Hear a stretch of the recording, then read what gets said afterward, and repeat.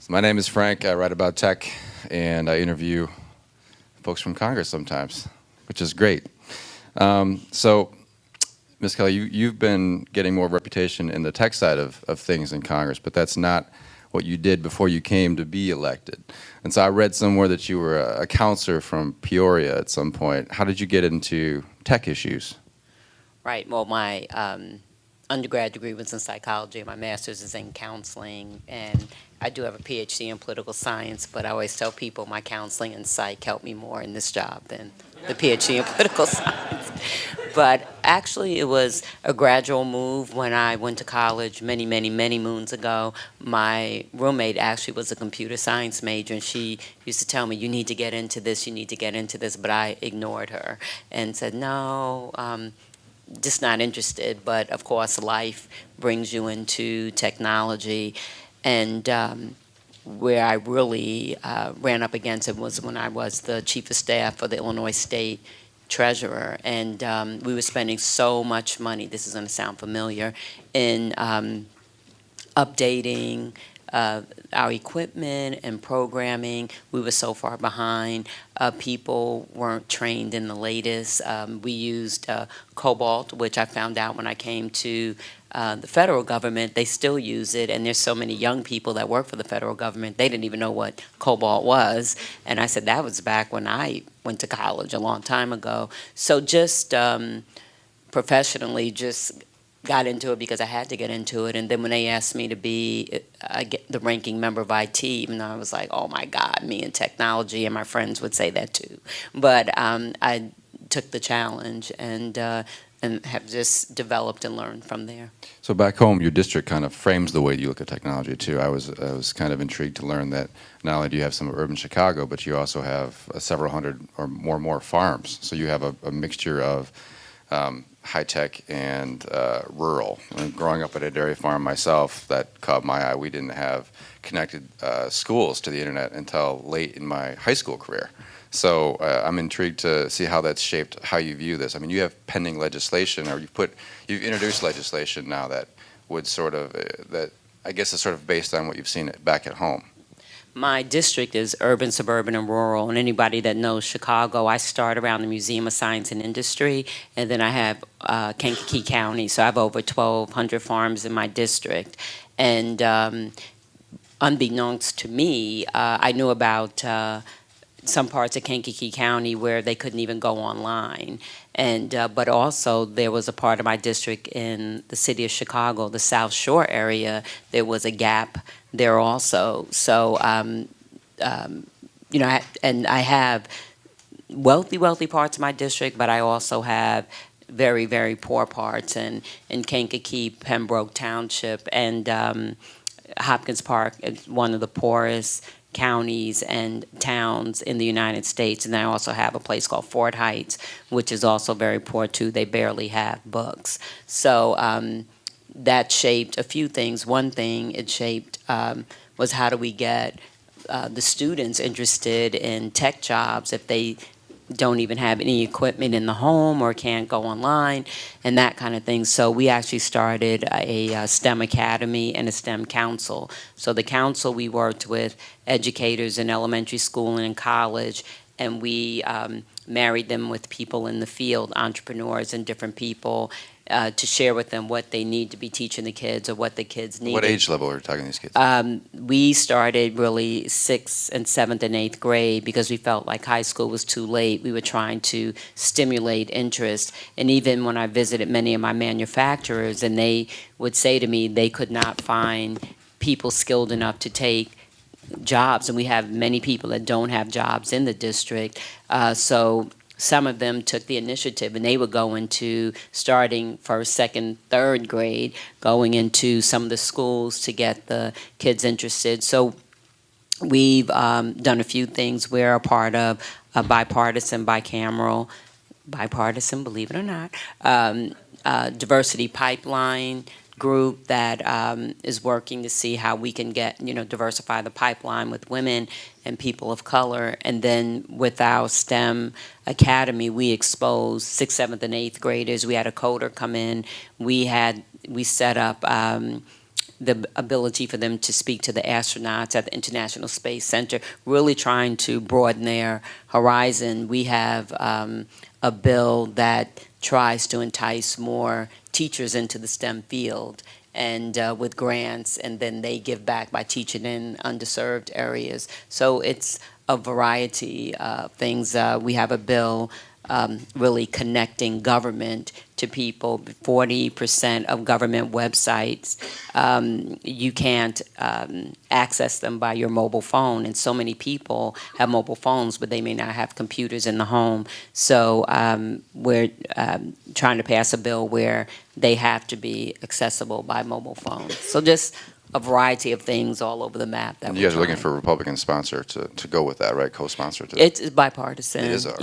Yeah. We've done really. I know what people think. That we don't get along, and I know there's a health care bill out there, but we do get along much what health care better. bill are you talking about? I don't know. Not important right That's now. a great point, because I But wanted I mean, to we bring get that up. along much better, and I tell people that all the time. We get along much better than people think. I have bills not dealing with tech. I have a dental bill. It's me and 4 Republican dentists that are helping me get the bill. I have a bill about educating girls around the world. It's me and Steve Shabbat, a Republican. So, and Will Hurd and I mean, we are the role models for bipartisanship. It's Will and I and Mark Meadows, the head of the Freedom Caucus, and Jerry Connolly. We work very, very, very, very well. How did that come to together. be? Because just as an outsider who watches this stuff happen, it does seem like there's been, amid all the partisanship on the outside that we see on CNN and news every day, you guys, since the new administration's come in and the new Congress has come in, have worked exceptionally well together. You helped author the MGT Act, which we'll talk about a little bit, currently sits in the Senate. The White House has actually done some things that most people have universally agreed were interesting and innovative. The big VA sole source contract that cost some people's eyebrows. And I just am impressed every time I hear one of the Republicans say nice things about you. I'm like, how does that Many of them work? say nice things. Right, but this is one thing we can agree on because it's the rubber meets the road on where technical issues affect citizens of the country in millions and millions and millions of them in different systems, whether it's the IRS or the Veterans Affairs Department. These systems don't always work very well, and the websites might suck. Other things might not be so great, but you guys are kind of unified around that concept of fixing them. How long have you felt this sort of bipartisanship? Well, I came in 2013, and Will came in 2015, and we hit it off immediately. He was going to be the chair, and I think he asked for me to be his ranking member. He actually went to college with my first chief of staff, so they knew each other. That's all who you know. No, but Mark Meadows and Jerry Conley, I mean, they were there long before us, and they have a great friendship. And it's not just them, but that's the tech clique, I guess. But so it's been going on for a long time over, multiple presidencies, and we just want to get the job done. That's how I feel.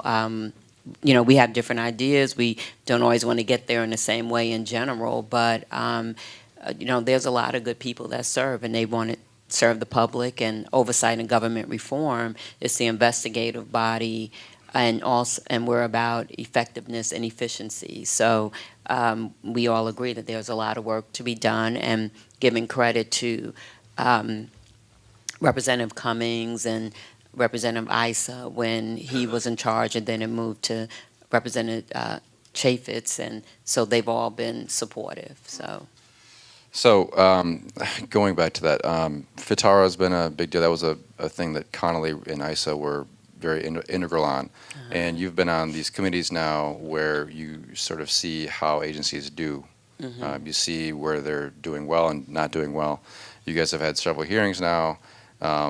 What was your reaction, I guess, when you saw sort of the real situation going on behind the scenes for a lot of these large CFO Act agencies? Or did some of it floor you? I remember I was at a hearing when GAO came out and said that there were like 10 systems that were 40 years or older. 47, it might have been 46 years or older. But either way, the floppy disk part of the DoD nuclear systems working on computers that had 8-inch floppy disks, where that was like a stunner. Like it went all over. The Daily Show. Everyone picked up on that. Right. What was your reaction? I guess it was surprising because I thought, for whatever reason, the federal government would be a step ahead of state governments, and because it reminded me, but not at the same level, because the federal government, of course, is so much bigger, that, oh no, here we go again with what I experienced in the state treasurer's office. But it was surprising, and then also just the money being spent. I'm trying to, I don't know if it's 2/3 or 3/4 of money being spent on keeping up with the legacy systems. So that wasn't fair to taxpayers. It wasn't fair to the CIOs that might have wanted to do something else. But also, too often, government, when they give you money, if you are efficient and don't spend it all, they take it right back instead of rewarding you. I'm saying they, I'm part of government, but You're the establishment now. yes, but instead of incentivizing that, if you can save money, then you can put it back into, modernizing or improving systems or sending people to training and, things like that. The other, again, issue is finding enough people with the skills to work in these departments. That is a problem. And more, as all of you know better than me, as far as the hacking and cybercrime, cybersecurity, we need to find people that are willing to work in government, but we're competing against the private sector in a lot of ways, and you pay better than, we pay. So there needs to be some public-private partnership or something that we work out where you loan us some good people. Yeah, there's been a little talk of a cyber national guard lately. Some of your colleagues in Congress have been bringing that up. What's your take on that? Oh, I think it's a good idea. Well, my chairman said it, so I have to say it's a good idea. But I think it's a good idea. We're almost running it not like a Peace Corps, but something along those lines where people give a certain amount of years or time to the federal government, and then they go back to their corporation or wherever they work, because they could be entrepreneurs too. Legislation for that, though, that's not in the works yet, do you think? No, not that I've seen. I'm sure Will is working on something, I just feel like that'll be a fascinating thing to watch evolve. And it seems like something you guys, as a sort of bipartisan, unofficial group, could sort of tackle. What's your take on your oversight role in watching these agencies as over the last couple of years sort of try to do what legislation and policy tells them to do? Are you feeling like you're getting more agencies that do a better job, that willfully try to honor the law, or do you get pushback? Sometimes when I watch your hearings, I read between the lines a little bit, and I'm like, who's just BSing up there, just trying to get through this, and who's real sincere? I don't know if I'm always right, but I'm just curious on your take. Well, I'm sure, like anything, there's a combination, and there's some agencies that do better than other agencies. I mean, that's just, I think that's not unusual. And some agencies take it more serious. Some agencies might, have better support.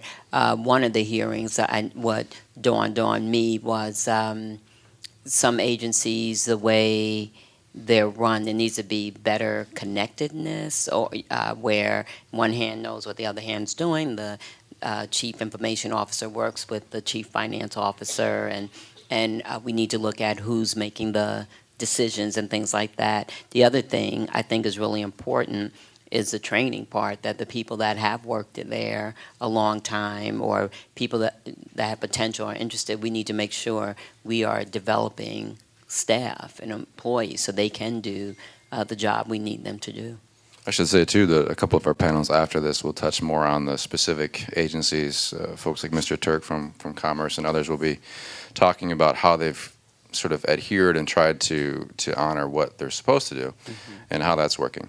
MGT, the Modernizing Government Technology Act, that's sort of a fairly important piece of legislation that's, I guess, in the early days, but I mean, there was kind of one last year. It didn't quite make it out of the Senate in the lame duck session, so now we have a new one. You helped with that. So what's your high-level overview of that, and then we'll talk a little bit about specifics on what it could actually do here. Well, as the name implies, we're trying to modernize our technology, our legacy systems. We're trying to do a better job with inventory. We're consolidating data centers, more transparency, just overall improvement of our IT system, federal government-wide.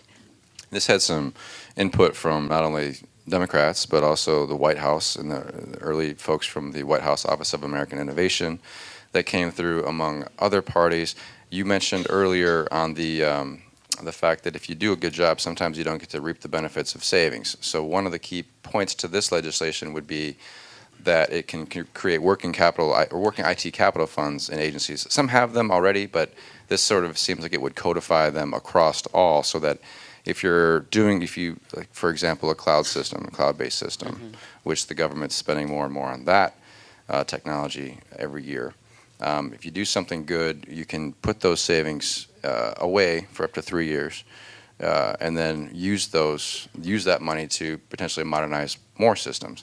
That's one key part. And then I think the other part that is interesting is it creates a modernization fund by which agencies can sort of compete, as I understand it, for some of those dollars. And that's new money, $250 million. And hopefully agencies that are shown to do a really good job, they can be role models for other agencies in the system also. Like, what are they doing, that work? Is there something, a technique or a strategy or that they're doing that other agencies can follow if possible? Now, the obvious question is this going to really alleviate all of our problems? I mean, is this going to alleviate government issues? Can we be in a government where the same services that I use daily, like Amazon, or Uber, or whatever, can government operate that way, do you think? Is there a fix where we have a modernized government and it stays that way? I think we can have that, but there's always going to be room for improvement with government. There's always going to be room for improvement, but I think, if we use all the tools in the toolbox that we can to make improvements, to get the right people on board, whether you're the manager or the frontline worker, let's say, that'll help us maintain it. And that's the thing that I think we fell so far behind, so we're playing catch up, and then finally, hopefully, we'll get to the part where we're maintaining a good system. What's your take on this, the early days of this new administration, regarding tech in general? Oh, okay, good. And then, you can tell me about whatever you want, but I feel like tech might be easier. Well, as you said, when they first came in, they did some innovative things, which is good. But really, just being honest, I really don't know what all of their strategy is. Unfortunately, when he had the tech meeting, I don't know if that was, all my days are running together, last Monday. That I know of, Democrats were invited, because I asked, someone told me about it from one of the tech companies, and I said, I didn't get invited. You should have got that computer science degree a long time ago. You might have got an invite. But I asked Will, I said, did you get invited? He said, yes. I'm like, So I haven't really talked to Will. He did? You didn't? Yes. Oh, that's cold-blooded, man. But he'll tell me. We're close, so he'll. Did y'all see Jerry Connolly's tweet yesterday? Did you see that tweet that he did with the Time magazine cover? It's a little controversial, but the Trump cover that was apparently fake. No, I know. Connolly tweeted that out with Fatara on the head and his picture on the thing. You guys should look at that tweet. It's pretty fake. It got like 5,000 retweets. It was like a little viral thing. He was just throwing some shade. I think he's allowed to do that. But anyhow, I'm curious about one thing too. How do you take these kinds of sort of complex issues and then bring them back to your district? What do people think about when you're up on TV at a hearing talking about 50-year-old systems and COBOL programming? Like, what do they think? How do you make it relate? To be really honest, people don't really mention it to me. I think that people are so into their everyday lives and how the computer they don't have, or the internet that's not available to them, or broadband. Because beside my rural area, I actually had a area in my urban area in South Shore. There was a hole there where they didn't have the internet either. And I think people look at that every day, how it affects their life, more so than, people that are techie or really pay attention to what we do all the time. They may say something, but really, people haven't said that much to me about it. It's usually when they don't have something or when they have something to complain about that you hear about. I mean, the there's feedback. other things on their mind, and I think, like healthcare is a big thing that people are worried about, jobs and things like that. Now, that's another way they might bring tech up. It's just getting people the skills to work in these tech jobs, STEM fields. We have some time for some audience questions here. I think we have a microphone somewhere. But if y'all have questions, I have a few more, but we have one here in the front. Just a second, Alan. Congresswoman, thanks for your comments this morning. I'll add to your horror stories about the aged executive branch infrastructure up until, and it may still be there, it's Social Security Administration has a COBOL Academy. So we can take some of the top graduates from engineering and science schools around the country and train them in a 50-year-old programming, because that's what many of their programs are written on. But we've talked about the executive branch. What about the Congress itself? There's a handful of members, you mentioned most of them, that are really knowledgeable and attuned to tech matters. But there's a large portion of the membership and staff that really doesn't seem to grasp how IT can transform the economy, build jobs, that kind of thing. Years ago, before you were a member, the Congress had a science and technology and IT office akin to the CBO on financial budget matters and congressional research on general issues. Might it not be time to restore or resurrect so you and your colleagues have that kind of capability to better understand and prepare you to vote on such complicated issues?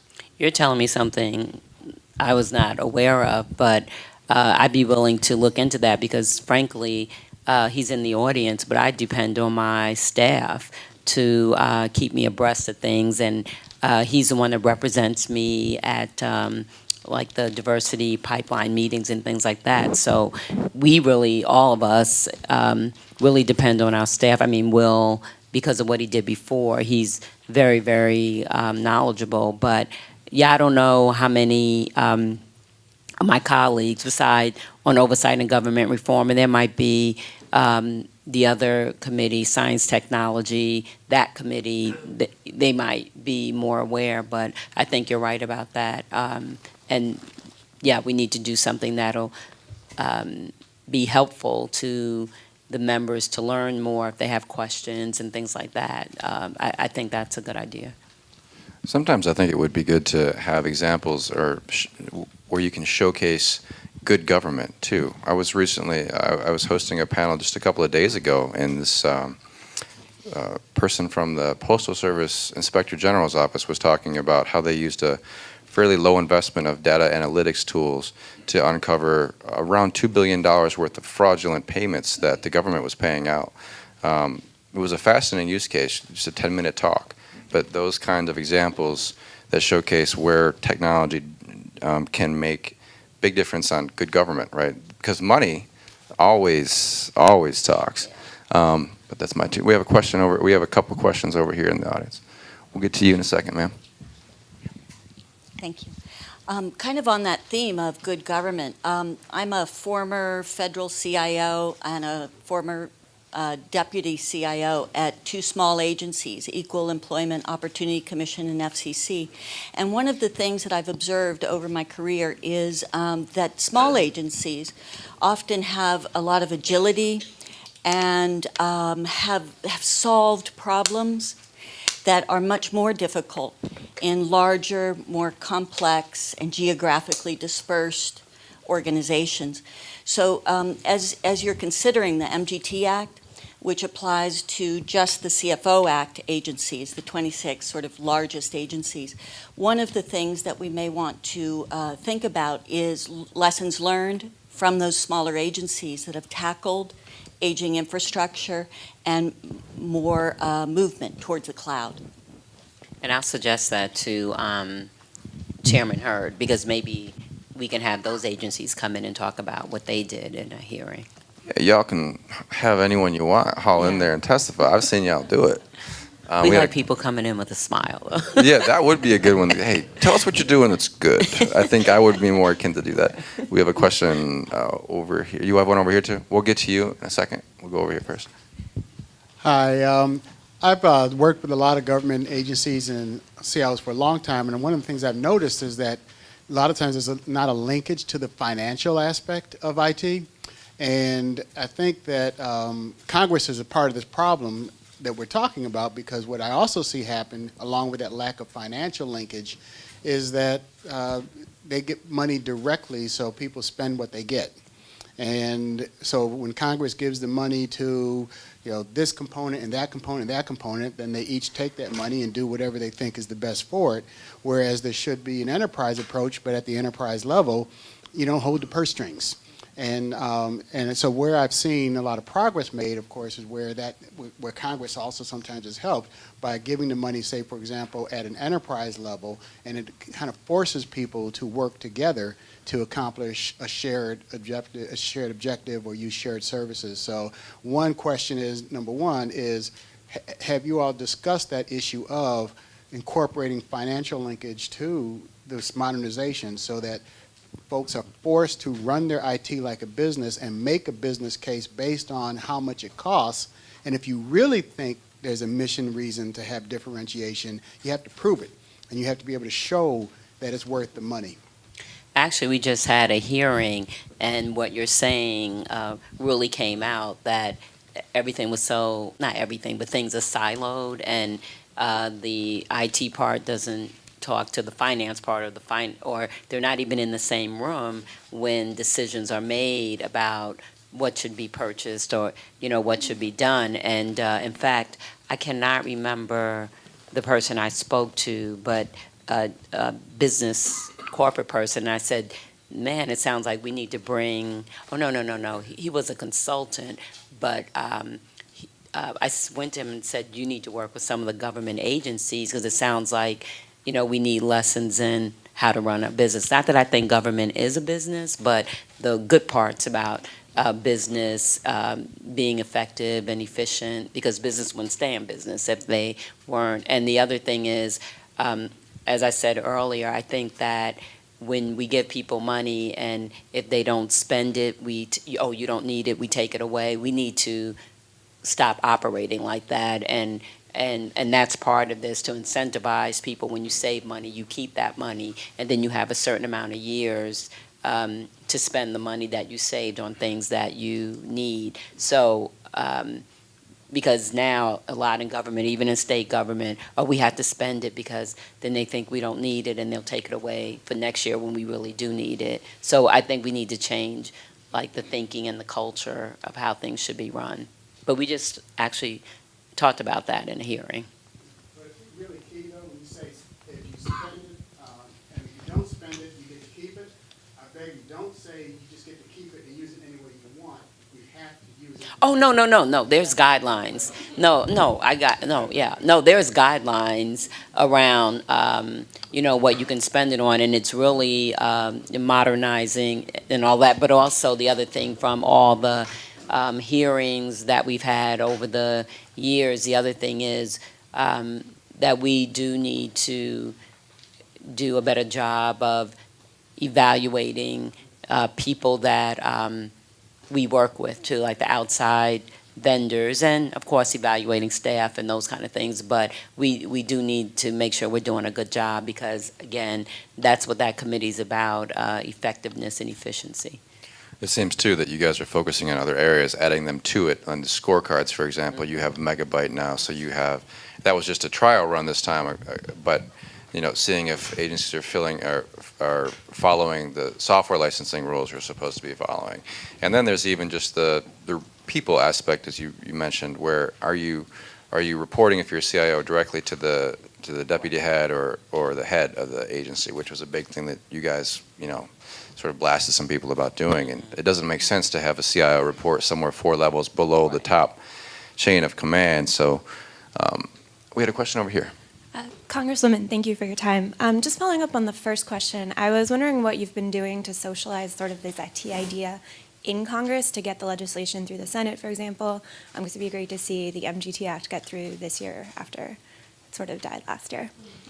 Well, it's more, I haven't been, unless my staff's doing it and I don't know about it, but as active in that part.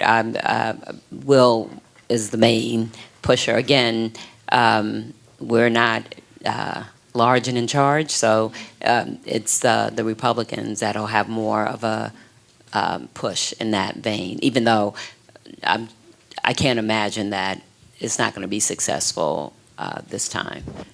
Well, we actually ran out of time. Well, yeah, it seems like a lot, they're a little slower. I don't want to talk about them. They've been dealing with But things. they've been dealing with other things. But hopefully, this will be the year that it does pass, because it's just so important, so important. And it does have appropriated dollars too in the early budget proposal, there's appropriated funds for the ITMF, the Modernization Right. Fund, I think for the next 2 years. Mhm. So, $250 million. Yeah, $250 million a year per year, right? So, that's a promising take. We have a question here, Mr. Tuttle. This is the most well-dressed man today. I want everyone to check out your outfit. Hey, it's the summer. It's going to be hot. You got to, get with the program. Hi, Peter Tuttle, Distributed Solutions. Thanks for being here today. Thanks for calling on me, Frank. Hey, I really liked your point about communications and how that needs to be effective to break down the various silos within an agency or whatever.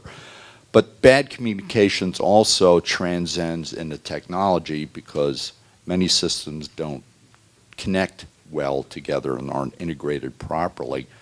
I also like the idea of being able to provide agencies flexibility to buy new stuff, but as we know, buying new stuff a lot of times won't solve the problem. Like if you're a bad driver, buying a new car is not going to cure your driving skills. From your perspective, I'd like to know whether you observed a steady movement across the government or within agencies for data standardization and the construction of APIs so that these brand new things that they're going to buy can talk to each other effectively. And if you've begun to see some robust requirements analysis on the part of federal agencies to get to the real solution of the problems instead of just saying, well, we need a new system, do X. We need some sort of outcome-based analysis. I think that we are getting there. And we talk about it. I know we had a conversation about how the systems don't talk to each other and that we need to, improve in that arena too. But it's just slow. Like and I feel like it's on Congress to make sure, like we're doing now with the scorecards and all of that, to make sure that agencies are doing all they could do. But also I feel as a congressperson that I need to be open to what the agencies are saying, like not just, being the disciplinarian, but open to what do you need, what's the problem, what do you see that the agencies see themselves as partners with Congress. That's the way I operate. I don't think that, bringing the paddle out solves things or makes it, it doesn't help people shine, I guess. I think that we need to continue on that path and work together, but I feel like agencies see that this is best for them too, and even though it's such a huge hump to get over, because again, we're so far behind. But, the scorecard helps. It helps us see where agencies are at, and like you said, more things, have been added, and some places are doing better than others, but I'm an optimist. I couldn't be in this job if I wasn't, so I'm hoping. Some of those Obama-era groups like 18F that champion those types of, approaches, right? Open APIs, open data. agile methodology. Yeah, it's hot up here. I feel like we're on the beach. We should have been doing this on the beach. It'd be more fun. But they've sort of withstood the test of time, if you will. Right? They survived the new administration. They seem to be getting work still, and I don't know. You guys have had hearings regarding them as well, but I don't know. That's just my 2 cents. Any final question? Going once? Good. I got the stop sign anyway. Y'all, you going home for the 4th? You going back to Chicago? I'm leaving tonight. Yeah, about to leave too. I'm sure some of you guys are as well, but you can stick around, finish up a couple panels first, and have a great rest of your weeks. Thank you, Congresswoman, for joining Thank us. you.